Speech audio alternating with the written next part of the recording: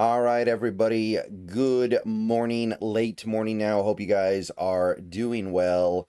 And it is time for our look at college football this last week. Specifically, we look at college football to try to find the most interesting prospects, the ones that had big games this most recent weekend, try to figure out who is worth watching, who is worth monitoring for the Seahawks. And this year, I have taken to kind of dividing this series up into 3 videos a week. The first is quarterback, running back. Then we do wide receiver, offensive line. Then we do defense. And I'm only looking at a handful of positions. I'm not looking at positions that I don't think will be interesting. Now, the downside there is that sometimes you think a position is going to be interesting for the Seahawks, and then it's not. Like, I don't know how interesting quarterback is for the Seahawks at this point, but at the same time, it's only been 4 games, so I don't want to act like that's settled. All right, before we get into it though, let's talk about Sleeper. See you in 60 seconds. Before we go any further into this video, I want to tell you a little bit about my friends over at Sleeper. Have you heard about the app, the Sleeper app? Download it. I'm going to let you in on a little something now. It's more than just a platform for fantasy leagues. Yes, this year, millions of users enjoyed playing fantasy sports on Sleeper, but there is so much more to this app. There are live stats, real-time updates, and visualizations on all stats.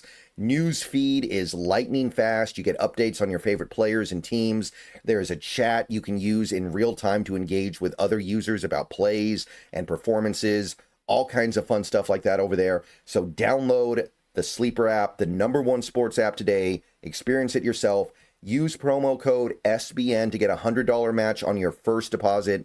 Terms and conditions apply. See Sleeper's terms of use for details. Currently operational in over 25 states. Check out Sleeper today. SBN promo code. Back to the video. All right, welcome back. So, not really a great week, honestly. Overall, I felt like there was one position group that was stand out this last week in this regard, and it was wide receiver. I don't know. This week, I just didn't see a lot that excited me. I'm just going to be straight honest about that. Quarterback, I mean, we're going to talk about these quarterbacks, but these are mostly guys that are projected to be day 3 picks. These are like lottery ticket guys. The one exception at this point might be Dante Moore. He's the one guy that I'm seeing in day 2 talks, but a lot of the day 1 guys, the guys who are considered to be blue chippers, they either didn't play or they didn't play that well. Like, you had Nussmeier. He was okay, but it certainly wasn't like a Heisman performance. So, I don't know. I was left wanting this week. Sam Leavitt was good for ASU. His star has dropped this year, but this was a good game. Accounted for over 350 yards, 27 to 39, 2 touchdowns. Well, 3 touchdowns total. Strong QBR, 74.1. He's doing good over there overall. I still like him. I do get the sense, though, that his star is falling, and I don't know if he can correct enough to get even back into day 2 at this point. For some reason, Mock Draft Database took Arch Manning off their list. I don't know if they have inside information that he's just not going to declare, so they're not even going to bother. But for whatever reason, they completely took Arch Manning off their board last time I looked. I seriously doubt he fell to the undrafted category, so I have to assume they must know something. And at this point, that's reasonable. But I do wonder if the absence of somebody like Arch Manning pushes everyone else up, and maybe Leavitt gets pushed up, but I'm not sure. Dante Moore of Oregon, his star is on the rise.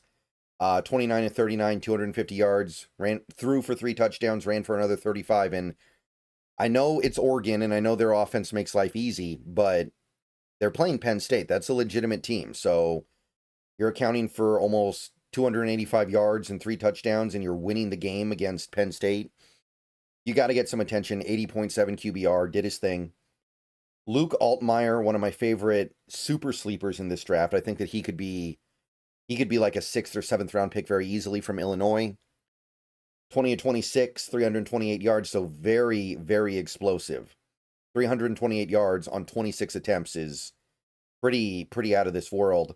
2 touchdowns, ran for another 30 yards and a touchdown. 97.5 QBR for Illinois.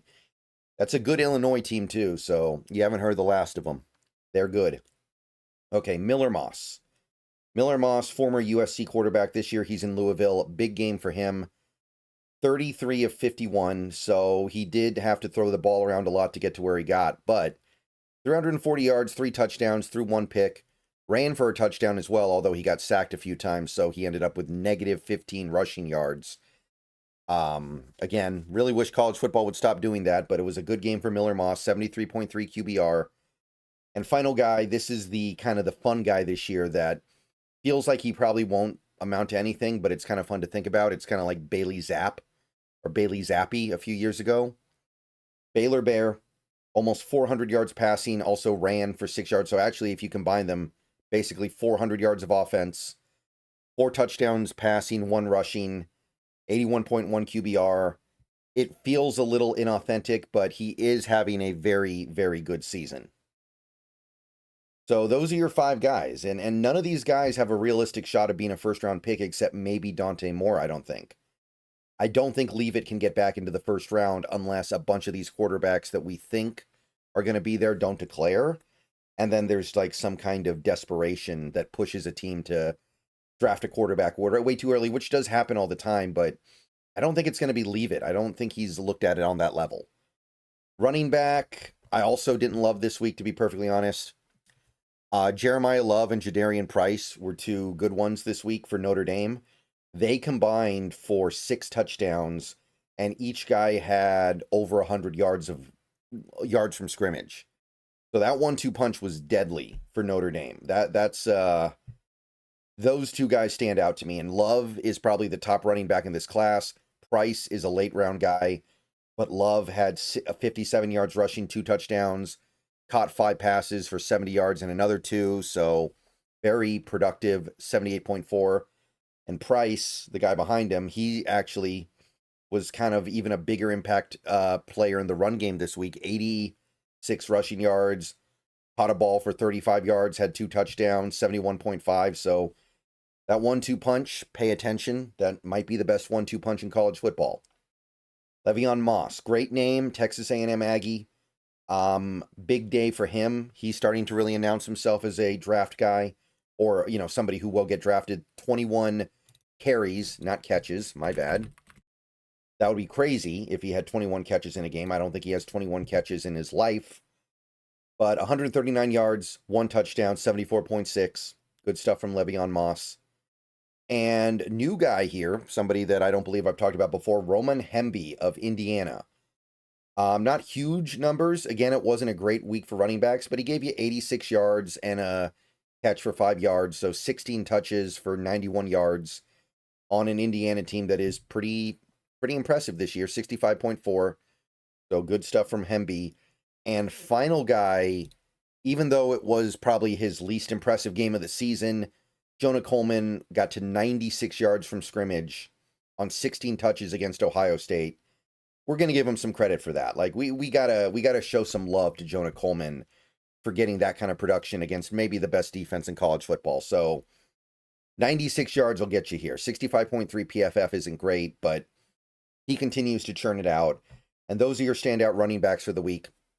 And that's it for this video. Let me know what you guys think. Another video coming in a couple hours. We'll take a look at another few position groups. See you guys there.